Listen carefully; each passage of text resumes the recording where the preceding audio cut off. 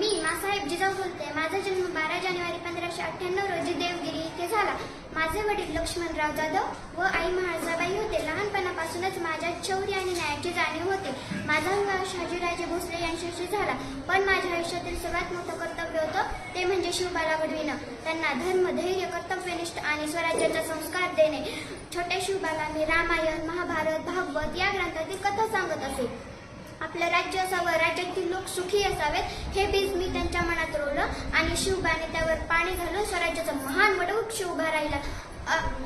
एक आई म्हणून मुलाचं संगोपन करणं हे माझं ध्येय नव्हतं, तर मातृभूमीसाठी राजा घडविणं हे माझं स्वप्न होतं. माझ्या संस्कारांची शर्त केली आणि हिंदवी स्वराज्य स्थापलं. हा माझ्यासाठी सर्वात मोठा अभिमान आहे. आज मी सांगते, एका आईच्या कुशीतून जर असा महान, शूर, न्यायप्रिय, लोक अभिमानी राज्य मिळाला,